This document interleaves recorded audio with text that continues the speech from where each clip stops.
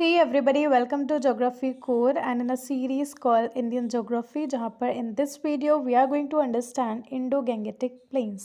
In detail हम समझेंगे the formation, the division, other than that हम इनको regional division भी देखेंगे and one by one we will understand each of the division in detail. So more commonly it is known as Indo-Gangetic Brahmaputra Plain, which means the plain is formed due to the sediments brought by Indus, Ganga and Brahmaputra reverse. ठीक है, Indus Ganga और Brahmaputra reverse ने जो है sediments को एक जगह पर डिपॉजिट किया ला करके, that is a flat land and इसी को नेम दिया गया है इंडो गैंगेटिक प्लेन्स, या फिर जिसको हम इंडो गैंगेटिक ब्रह्मपुत्र प्लेन नाम से भी जानते हैं। इसके अलावा it is also known as the great plains, जो कि एक वास्ट प्लेन है spread across 3200 kilometres. Okay, and it is also more commonly known as northern plain. ठीक है, तो it has different names, you call it Indo Gangetic plains, Indo Gangetic Brahmaputra plain, great plains और northern plain. ठीक है, so it is not just spread in India, it is spread in a few of Asian countries. So you have to tell me in the comment section in how many countries are these gangetic plains spread. Okay, moving forward now अगर हम इस plane की बात करें तो it is spread across 3200 kilometre, जो कि मैं पहले ही बता चुकी हूँ। बट इंडिया में इसका कितना पार्ट है, तो दैट इज़ 2400 किलोमीटर्स। ठीक है, तो स्पेसिफिकली इस वीडियो में हम इंडियन प्लेन्स की ही बात करने वाले हैं, बिकॉज यहाँ पर हम इंडियन ज्योग्राफी को समझ रहे हैं। ठीक है, सो ये जो प्लेन है इसकी टोपोग्राफी मोनोटोनस है, दैट मीन्स कि it is form due to the depositional activity, and we have already studied कि ये जो बना है, एंड वी ऑलरेडी नो कि ये प्लेन बना है due to the depositional activities of Indus, Ganga and Brahmaputra river. ठीक है, ओवरऑल एलिवेशन की बात करें यानी कि इसकी हाइट कितनी है, तो if seen from sea level overall जो इसकी हाइट है, जो एलिवेशन है, दैट इज़ अप्रॉक्सीमेटली 200 मीटर्स। यहाँ पर किलोमीटर लिखा है by mistake, that is metre. ठीक है, लेकिन अगर हम अम्बाला वाले रीजन में देखें, अम्बाला के आसपास देखें, तो there we will find 291 metre ridge, यानी कि कुछ जो है एक ऊंचाई है कुछ पार्ट में, दैट इज़ ऑफ 91 मीटर्स। ठीक है, सो ये थोड़ा सा डिफरेंस है। ओवरऑल 200 है एंड अम्बाला के पास में कुछ रीजन में that is 291 metre, basically forming a minor plateau we can say. ठीक है, अब हम इसके लॉन्गिट्यूडिनल डिवीजन की बात करें तो देखो हाउ इट इज़ फॉर्म्ड। देखो सबसे पहले हमारे पास में हिमालयन माउंटेन्स हैं। ठीक है, अब यहाँ पर जो है आपको दिख रहा है स्लोप है, ठीक है, ऊंचाई है, ढलान है। तो जब यहाँ से रिवर्स फ्लो कर रही हैं तो यहाँ पर जो है इस रीजन में इसकी रिवर्स की स्पीड काफ़ी ज़्यादा होगी, विच मीन्स कि इस पॉइंट पे जो रिवर्स हैं बड़े बड़े पत्थर भी अपने साथ में ला सकती हैं, है ना, बिकॉज स्पीड ही इतनी ज़्यादा है कि बड़े बड़े कोर्स जो पत्थर हैं, सेडिमेंट्स हैं, वो भी अपने साथ में ला सकती हैं।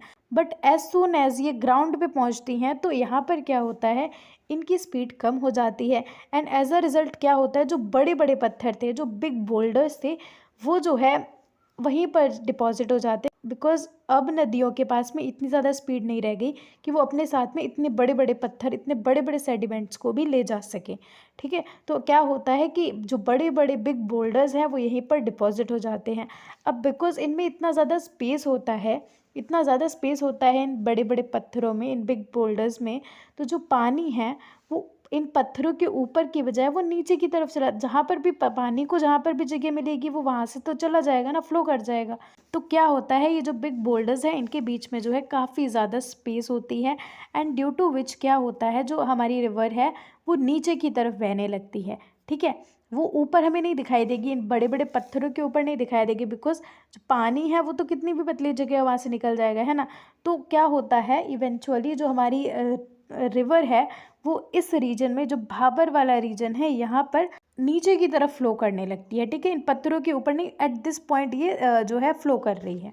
ठीक है, अब फाइनली क्या होगा, जब बड़े बड़े पत्थर तो इकट्ठे हो गए, बड़े बड़े सेडिमेंट्स इकट्ठे हो गए, देन फाइनली एक पॉइंट आता है जहाँ पर ये जो बिग बोल्डर्स हैं ख़त्म हो जाते हैं एंड फिर से जो रिवर है रीअपियर हो जाती है, फिर से रिवर हमें दिखाई देती है एंड इस जो रीजन में जहाँ पर रिवर रीअपियर हो जाती है उसको तेराई रीजन नाम से जाना जाता है।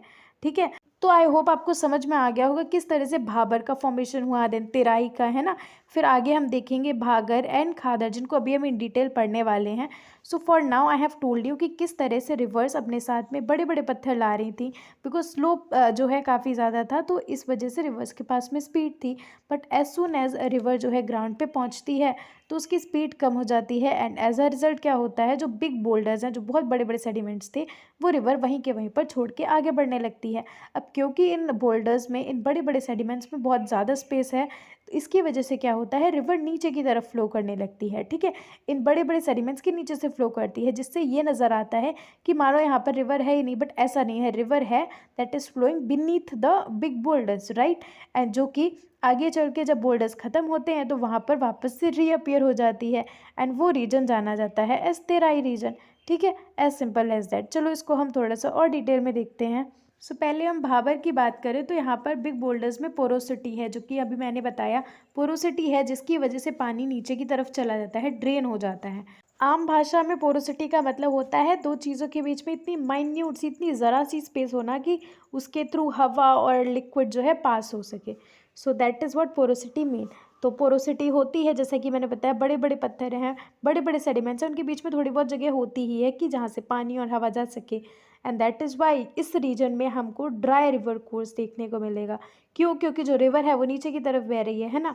सॉइल फॉर्मेशन एब्सेंट होगा, ठीक है, बिकॉज देयर आर ओनली बड़े बड़े पत्थर, तो यहाँ पर सॉइल होगी नहीं, सॉइल नहीं होगी तो एग्रीकल्चर नहीं होगा।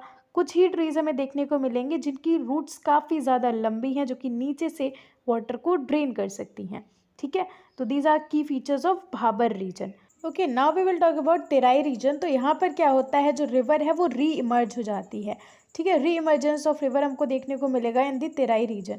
एंड इस रीजन में देखने को क्या मिलता है कि जो रिवर का फ्लो है that is sluggish now. Sluggish का मतलब हो जाता है कि अब रिवर का फ्लो काफ़ी ज़्यादा स्लो हो जाता है, जिसकी वजह से जो भी सेडिमेंट्स है, जो भी फर्टाइल सेडिमेंट्स है, उनका डिपोजिशन हो जाता है in this region called as Terai reason.